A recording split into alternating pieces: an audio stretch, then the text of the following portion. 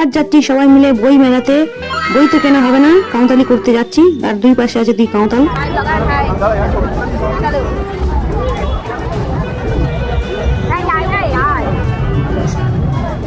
খুবই বললাম মেলার ভেতর, ভিডিওটা কেটে কেউ বেরিয়ে যেও না। আরো অনেক কাউন্তালি আছে, দেখতে পাবে তোমরা পুরো ভিডিওটাতে। বাকি দুজন হারিয়ে গেছে, আমরা দুজন একা একা ঘুরে বেড়াচ্ছি। এই যে টাইগার দাদা। মেলাতে ঢুকে মনে হচ্ছে আমি শান্তিনিকেতনে চলে এসেছি, এতটাই শান্তি, এত ভালো লাগছিল আমার চারপাশটা। আর এখান থেকে পছন্দ হয়ে গেছে একটা ব্যাগ, এই যে বাটারফ্লাই দেওয়া, আমার তো খুবই ভালো লাগলো। এত সুন্দর সুন্দর ব্যাগ কি বলবো।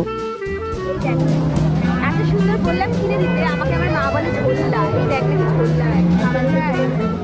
আর এখানে ছিল অনেক খাবারের দোকান।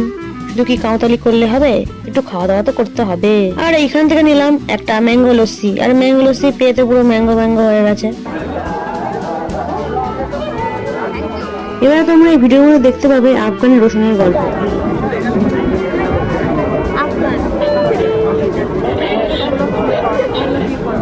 ড্রাই রসুন খাওয়া ছচ করে।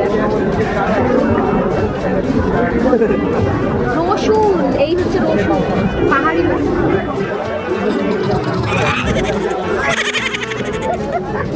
কি বলি স্কুটিতে দেখে একটুখানি ফিরতে কি বলি একটা রসুন খেয়ে হয়ে গেছে মুখ বোদা। নিয়ে নিয়েছে চিকেন স্প্রিং রোল, আর আমরা নিয়েছি পনির পাফ, আমি আর জেঠিমা। তুই কি দুজনে একসাথে খাচ্ছিস? আমাদের মধ্যে 4 নম্বর ব্যক্তিটি মিসিং, মানে উনি গেছিলেন বই কিনতে। উনি খুব পড়ুকা, কিন্তু বইয়ের পাতাটা একদিনও পাল্টে উল্টেও দেখে না। ওই মেলা থেকে বার হয়ে চলে আসলাম একটু কফি আর চা পান করতে। উনি নিয়েছে একা শুধু চা, আর আমরা নিয়েছি কফি। মেলাটা কোথায় হচ্ছিল সেটা তো বলতে ভুলেই গেলাম।